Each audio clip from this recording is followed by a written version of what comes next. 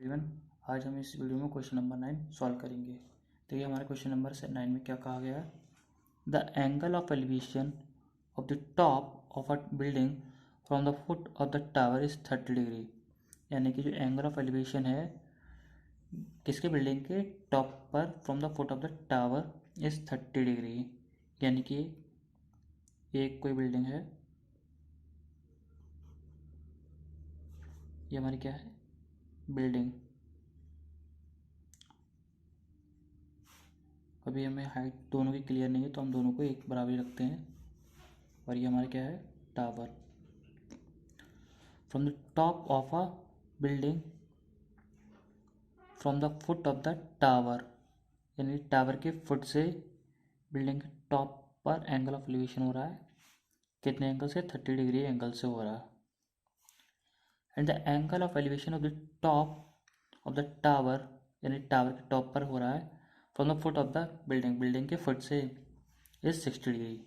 हमें पता है एंगल 30 डिग्री है, इसलिए हमारा इसका ये हमारे जैसे जैसे एंगल बढ़ता जाएगा। देखिए ये हमारा देखिए 0 डिग्री है, अभी हमारा 30 डिग्री पे इतना हो जाता है, 60 डिग्री पे इतना हो जाता है, 90 डिग्री पे ऐसा हो जाता है। यानी कि हमारे जैसे जैसे एंगल बढ़ता जाएगा वैसे ही हमारा ये जो लाइन होती है वो हमारी जो हॉरिजॉन्टल लाइन होती है उससे दूर जाती रहती है।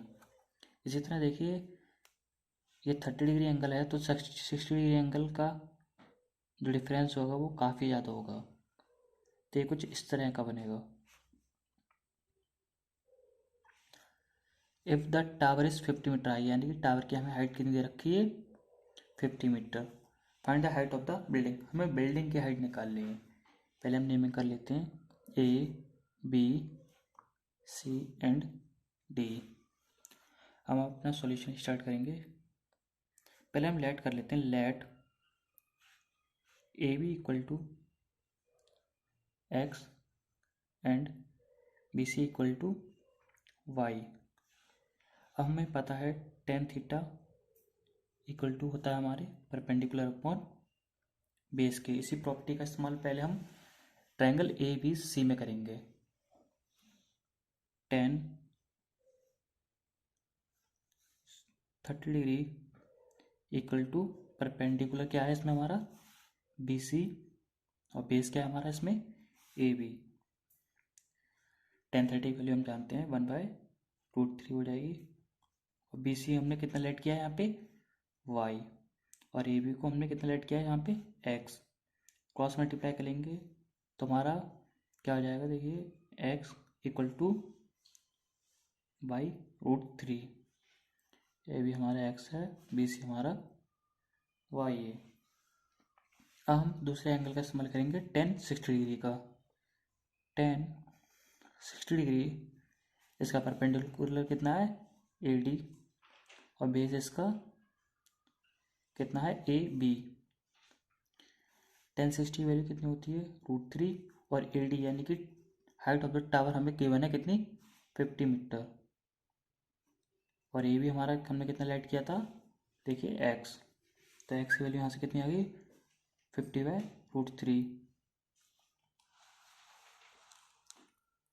अब हम एक्स की वैल्यू को इसमें पुट करेंगे। 50/√3 इक्वल टू √3, तो बाई की वैल्यू यहाँ से हमारी कितनी आ जाएगी, 50/3। और ये हमारा किसमें, मीटर में आएगा। वैसे तो आप यहाँ पे इसे छोड़ सकते हैं, लेकिन हमारे एनसीईआरटी के जो आंसर शीट है इसे फ्रैक्शनल फॉर्म में शो किया गया है। तो हम इसे देखिए रफली सॉल्व करेंगे तो देखिए ये हमारा 50/3, तो ये 3 1 3, 2 नीचे आ जाएगा 0, तो हमारा रिमाइंडर कितना बच रहा है इसमें, 2। हम जानते हैं जब इस तरह की फॉर्म होती है तो हम इसे फ्रैक्शनल फॉर्म में किस तरह लिखते हैं, y इक्वल टू 16 2/3 मीटर। यानी कि जो जिससे हमने डिवाइड किया वो नीचे आ जाता है डिविडेंड, और जो रिमाइंडर होता है वो उसे ऊपर, और जिससे ये हमारा क्या होता है, क्वोशिएंट। तो ये हमारा आंसर है इस क्वेश्चन का, 16 2/3 metre is the height of the building. इसी तरह हम क्वेश्चन नंबर 10 में देखेंगे। चलिए हम क्वेश्चन नंबर 10 देखते हैं। अब देखिए हमारे क्वेश्चन नंबर 10 में क्या कहा गया है। Two poles of equal heights are standing opposite each other on other side of the road. यानी कि दो पोल्स हैं जिनकी हाइट इक्वल है, यानी कि दो हाइट हैं, दो पोल हैं जिनकी हाइट इक्वल है और वो रोड के अपोजिट डायरेक्शन में है। विच इज़ 80 मीटर विड्थ, यानी जो रोड है वो कितनी 80 मीटर चौड़ी है। From a point between them on the road, यानी रोड के बीच में कोई पॉइंट है। ऐसा कोई फिक्स नहीं है कि दोनों के पोल्स के बीच में जो पॉइंट है दोनों की डिस्टेंस वो बराबर है, ऐसा इसमें कुछ कहा नहीं गया है। The angle of elevation of the top of the poles are 60 degree and 30 degree. इसमें दो एंगल दे रखे हैं हमें और दोनों की हाइट बराबर है, तो हमें पता है ये कोई मिड में तो है नहीं रोड के, तो हम यहाँ से देख सकते हैं कि हमारा एंगल, फिगर को देखने से ही पता चल रहा है कि इस वाले एंगल का जो हॉरिजॉन्टल लाइन से दूरी बना रहा है ये कम बन रही है, तो और इसमें ज़्यादा बन रही है, तो इसे हम कुछ इस तरह शो कर सकते हैं। ये हमारा 30 डिग्री और इसे 60 डिग्री लिख सकते हैं respectively. Find the height of the poles and the distance of the point from the poles. हमें क्या फाइंड करनी है, एक तो ये पोल्स हैं दोनों इक्वल हाइट के, इन दोनों की हमें हाइट फाइंड करनी है, और प्लस ये पॉइंट है यहाँ से ये पोल्स कितनी दूर हैं वो फाइंड करना है। पहले हम इसमें नेमिंग कर लेते हैं A B C D and E. हम इसका सॉल्यूशन करेंगे। पहले हम इसमें लेट कर लेते हैं, let A B equal to X. अब हमारा अगर ए बी एक्स हो जाएगा तो हमारा बी सी कितना हो जाएगा 80 माइनस एक्स, क्योंकि ए सी पूरा है वो है 80 मीटर, ए बी अगर हमने एक्स मान लेंगे तो डायरेक्टली बी सी हमारा कितना हो जाएगा 80 माइनस एक्स हो जाएगा। अब हम इसे क्वेश्चन को सॉल्व करते हैं। हम जानते हैं tan theta equal to perpendicular upon base होता है। पहले हम ट्राइंगल बी सी डी में देखते हैं। पहले हम ट्राइंगल ए बी सी का इस्तेमाल करते हैं, ना कि बी सी डी का। ट्राइंगल ए बी ई का पहले हम इसे इस्तेमाल करते हैं, क्योंकि इससे हमें एक पॉइंट मिलेगा जिसे हम आगे इस्तेमाल कर सकते हैं ए बी ई को। तो इसमें tan एंगल कितना दे रखा हमारा 60 डिग्री। इसका परपेंडिकुलर क्या है ए ई, एंड बेस कितना है हमारा ए बी। tan 60 की वैल्यू हम जानते हैं कितनी होती है √3। ये हमारा ए ई है और ए बी को हमने यहाँ पे लाइट कितना किया था एक्स, तो यहाँ से हमारा ए ई कितना आ जाएगा एक्स √3 आ जाएगा। अब हम इसी तरह ट्राइंगल बी सी डी को देखते हैं।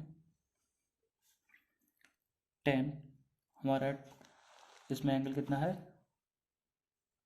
बी सी डी में 30 डिग्री इक्वल टू इसका परपेंडिकुलर कितना है हमारा सी डी और बेस कितना है बी सी। tan 30 हमारा कितना हो जाएगा यहाँ से 1/√3। सी डी हमारा रिलेटिव रहेगा और बी सी हमने कितना देखा था, देखिए हमारा कितना था 80 माइनस एक्स। अब हम क्रॉस मल्टीप्लाई करेंगे तो हमारा कितना आ जाएगा 80 minus X equal to C D √3।